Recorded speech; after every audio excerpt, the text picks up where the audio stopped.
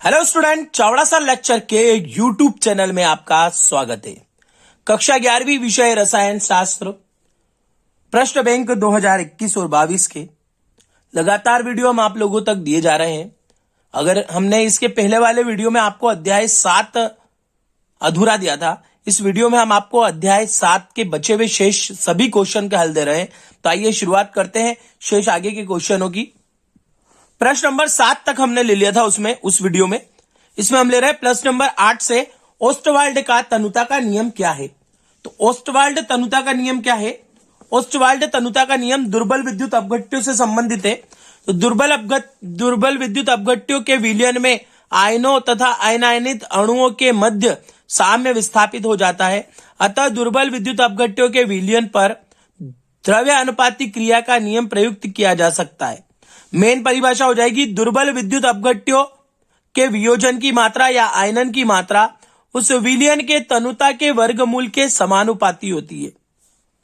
याद रखना, दुर्बल विद्युत अपघट्य के वियोजन या आयनन की मात्रा तनुता के वर्गमूल के समानुपाती होती है। तो ये आपका मान हो जाएगा यहां पे ओस्टवाल्ड का तनुता का नियम। अब देखते हैं प्रश्न नंबर 9। पीएच स्केल से आप क्या समझते हैं? क्या किसी विलयन में पीएच 0 से कम या 14 से ज्यादा हो सकता है? उचित कारण देते हुए इसका उत्तर लिखिए। तो इसका उत्तर देखते हैं। देखिए, पीएच स्केल किसी विलयन का पीएच मान उस विलयन में उपस्थित हाइड्रोनियम आयनों के मोल प्रति लीटर में सांद्रता का ऋणात्मक लघु गुणक होता है। हाइड्रोजन आयन के मोल प्रति लीटर में ऋणात्मक लघु गुणक होता है। तो ये आपका पीएच मान हो जाएगा। अम्लीय विलयनों के लिए पीएच मान 7 से कम और क्षारीय विलयनों के लिए पीएच मान 7 से अधिक होता है। उनने बोला ना 14 से अधिक या 0 से कम, ऐसा संभव नहीं है। इसलिए हम सिर्फ ये बता रहे हैं कि 7 से अधिक और 7 से कम होता है, क्योंकि जो पीएच स्केल होती है वो देखिए ऐसे होती है कि जिसमें 7 से कम वाले अम्लीय होते हैं, 7 से अधिक वाले क्षारीय होते हैं और जो 7 होता है वो उदासीन होता है। तो इसको व्यक्त कहां से कहां तक करते हैं? 0 से लेके 14 तक करते हैं।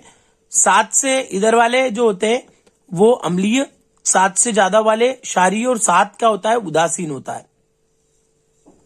तो ये हो गया प्रश्न नंबर 9। प्रश्न नंबर 10 देखते हैं। प्रश्न नंबर 10 में उन्होंने दे रखा है PbI2 के लिए विलयता व विलयता गुणांक के मध्य संबंध व्युत्पन्न कीजिए। तो हम इसका विलयता गुणनफल निकालते हैं। PbI2 equals to Pb2 plus 2I2 minus 2I minus कर दें, I2 नहीं, I2 माइनस हो जाए, तब इसका जो विलयता गुणनफल का संबंध होगा वो ये होगा। प्रश्न नंबर 11 की बात करते हैं। तो प्रश्न नंबर जो 11 है वो है पीएच को परिभाषित कीजिए। तो पीएच को परिभाषित हम पहले ही कर चुके हैं। वो कह रहा है पीएच, पीओएच और पीकेडब्ल्यू के मध्य संबंध लिखिए। तो हमने सबके लिए संबंध निकालने के लिए पहले मान लिखे। पीएच का मान होता है ये, पीओएच का मान होता है OH, केडब्ल्यू का मान होता है -10⁻14। तो पीकेडब्ल्यू बराबर हो जाएगा -log/10 केडब्ल्यू, और केडब्ल्यू की जगह केडब्ल्यू का मान रख देंगे 10⁻14। केडब्ल्यू की जगह 10⁻14 रख देंगे। 14 उठ के आगे आ जाएगा तो प्लस का 14 हो जाएगा और बचेगा log 10 हो जाता है 1, इसलिए ओनली 14 बचेगा। तो पीकेडब्ल्यू का मान जो 14 है वो हमने इन दोनों को जोड़ के लिख लिया। पीएच प्लस पीओएच बराबर 14। तो पीएच प्लस पीओएच बराबर हो गया पीकेडब्ल्यू। यही संबंध होता है इन तीनों में। इसके बाद है सम आयन प्रभाव क्या है, उदाहरण सहित समझाइए। तो इस सम आयन प्रभाव का पूरा आंसर आप लोगों की स्क्रीन के सामने है। जब किसी विलयन में उपस्थित किसी आयन की मात्रा बढ़ाई जाती है तो उस विलयन में उपस्थित अतिरिक्त आयन अपने से विपरीत आवेश वाले आयनों से संयुक्त हो जाते हैं ताकि आयनिक गुणनफल का मान उत्पाद के विलयता गुणनफल के बराबर बना रहे और इसे ही सम आयन प्रभाव या उभयनिष्ठ प्रभाव कहते हैं।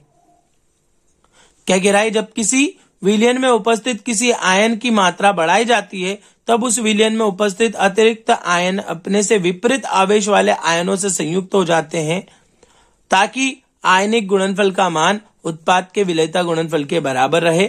यही सम आयन प्रभाव कहलाता है और उदाहरण दे रखा है, आप इसको उदाहरण को नोट कर लें। इसके बाद है प्रश्न नंबर 13 और एक विशेष निवेदन है, अगर आप लोग हमारे YouTube चैनल पे सिर्फ केमिस्ट्री के अलावा फिजिक्स और मैथ्स के वीडियो नहीं देख रहे हैं तो आप वो भी देखें, क्योंकि हम उसके लिए भी बहुत मेहनत से वीडियो बना रहे हैं। हमने फिजिक्स के भी 2 इकाई डाल दी, आज हम संभवतः तीसरी इकाई के भी कुछ क्वेश्चन फिजिक्स के डालने वाले हैं। और आप लोगों ने अगर मैथ्स के अगर वीडियो नहीं देखे हैं तो मैथ्स की भी शुरुआत हमने हमारे YouTube चैनल के माध्यम से कर दी है। और अगर आपने अभी तक भी चैनल को सब्सक्राइब नहीं किया है तो चैनल को सब्सक्राइब कर लें, बेल आइकॉन को क्लिक कर लें, जिससे आने वाले जितने भी वीडियो में नोटिफिकेशन है तो आप लोगों को आसानी से मिल जाए। तो आइए शुरुआत करते हैं प्रश्न नंबर 13 की। तृतीय समूह के हाइड्रोक्साइडों के अवशेप में NH4Cl व NH4OH के स्थान पर NaCl की उपस्थिति में क्या NaOH मिलाया जा सकता है? इसका उत्तर दीजिए। तो वो कह रहा है तृतीय समूह के हाइड्रोक्साइड के अवशेपण में NH4Cl व NH4OH के स्थान पर NaCl की उपस्थिति में NaOH नहीं मिलाया जा सकता। अब क्यों नहीं मिलाया जा सकता, उसका रीजन दिया है उसने यहाँ पे कि मान लो कि इस बफर विलयन में 1 बूंद NaOH मिला दी जाए। अब 1 बूंद NaOH मिला दी जाए तो NaOH से प्राप्त क्या मिलेगा, OH आयन। NH4Cl से प्राप्त NH4 प्लस आयन से संयुक्त होकर अधिक NH4OH बना लेगा, जिसका आयनन बहुत कम होता है, इसलिए OH आयनन की संख्या में क्या वृद्धि नहीं हो पाती है, इसलिए इसको नहीं मिलाया जा सकता है। अब देखते हैं प्रश्न नंबर 14। प्रश्न नंबर 14 की बात करें तो लवण जल अपघटन क्या है? लवण जल अपघटन क्या है, एक उदाहरण दीजिए। तो किसी लवण का जल द्वारा अपने मूल अवयवों में विभक्त होना लवण जल अपघटन कहलाता है। किसी लवण का जल द्वारा अपने मूल अवयवों में विभक्त होना लवण जल अपघटन कहलाता है। उदाहरण, इसमें एक अवयव दुर्बल होना चाहिए। क्या होना चाहिए? जो लवण जल अपघटन कहलाता है उसमें क्या होना चाहिए, एक अवयव दुर्बल होना चाहिए। उदाहरण हमने इक्वेशन के माध्यम से देना की कोशिश की है, यहाँ पे वो इक्वेशन आप नोट कर लीजिए।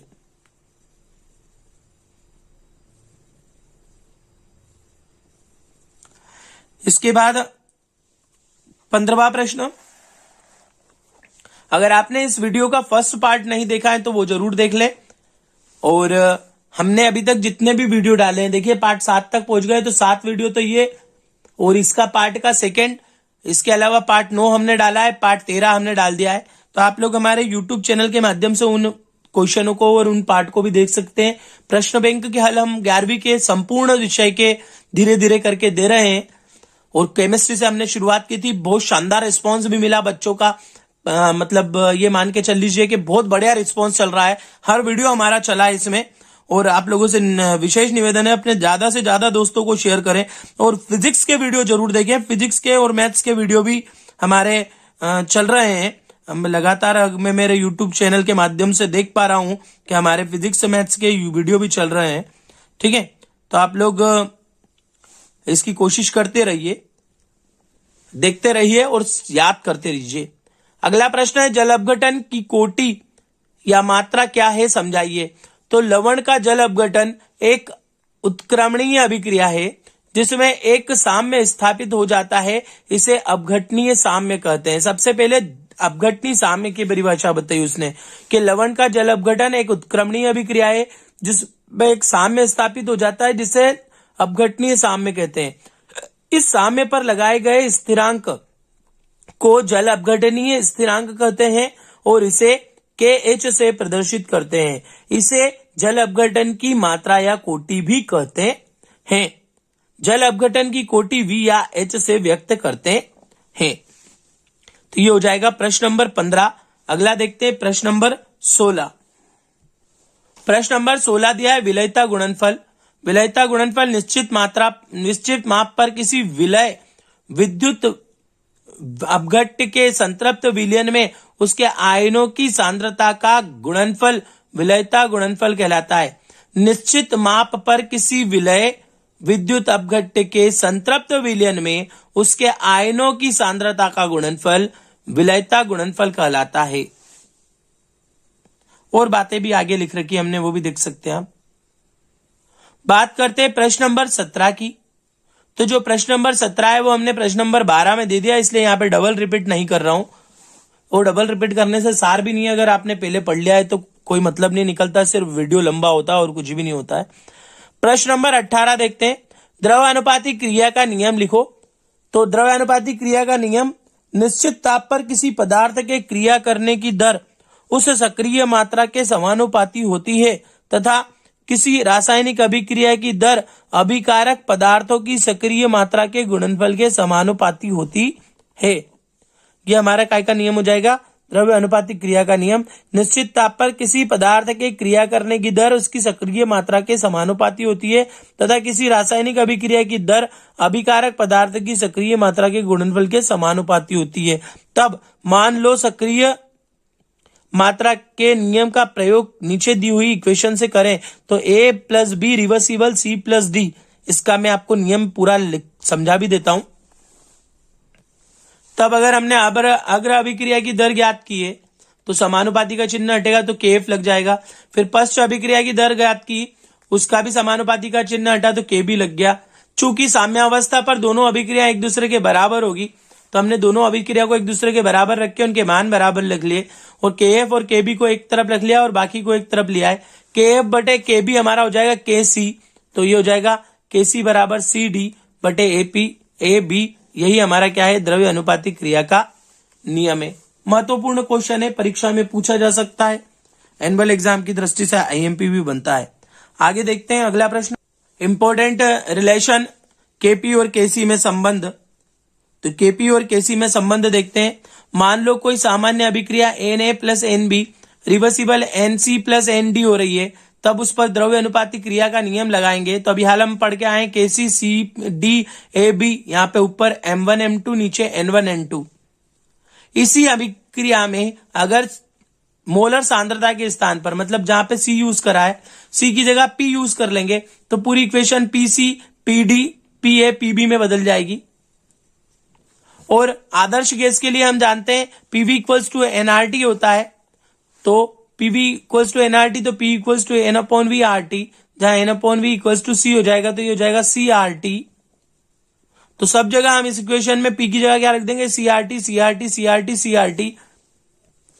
जैसे ही अपन इक्वेशन में CRT CRT रखेंगे तो एक जगह होगा CC CD CA CB, तो CC CD CA CB को अलग अलग कर लेंगे और RT की जितनी भी पावर है उसको पीछे ले जाते हैं। आपको दिख रहा है दोनों भाग में है, भाग में घातें घटती है इसलिए घटा देते हैं और इस पूरी घात को मान लेते हैं डेल n। आगे वाला जो भाग है वो हो जाता है KC, तो ये संबंध हो जाता है KP बराबर KC डेल RT की पावर डेल n, RT की पावर डेल n। तो ये आपका रिलेशन हो जाएगा KP और KC में संबंध। इस पार्ट का अंतिम प्रश्न बच रहा है, ली शॉतेलियर नियम का सिद्धांत क्या है और इस सिद्धांत का उपयोग करते हुए निम्नलिखित अभिक्रिया पर ताप दाब और सांद्रण का प्रभाव स्पष्ट कीजिए। तो हम देखते हैं ली शॉतेलियर का नियम।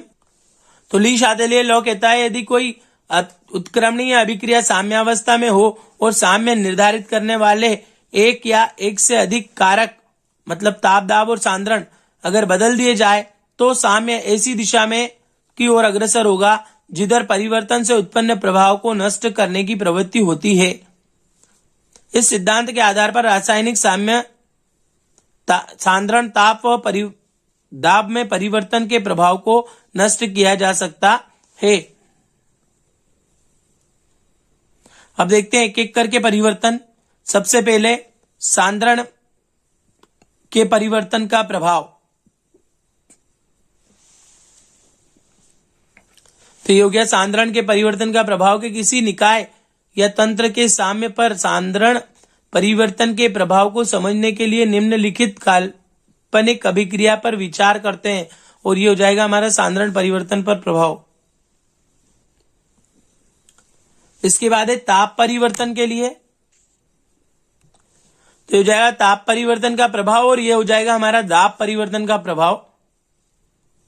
तो यहां पे हमारा अध्याय 7 जो है वो समाप्त होता है। अगर आपने अभी तक 1 से लेके 6-7 तक के जो वीडियो है वो देखे नहीं है तो आप देख ले, और अगर चैनल को सब्सक्राइब नहीं किया है तो चैनल को सब्सक्राइब कर ले, बेल आइकन को क्लिक कर ले, जिससे आने वाले वीडियो की नोटिफिकेशन आप लोगों को आसानी से मिल जाए। इस वीडियो के एंड में मैथ्स और फिजिक्स की लिंक दे रखी है, आप उन वीडियो को भी यहां से देख सकते हैं। अगले वीडियो का इंतजार कीजिए, तब तक के लिए धन्यवाद।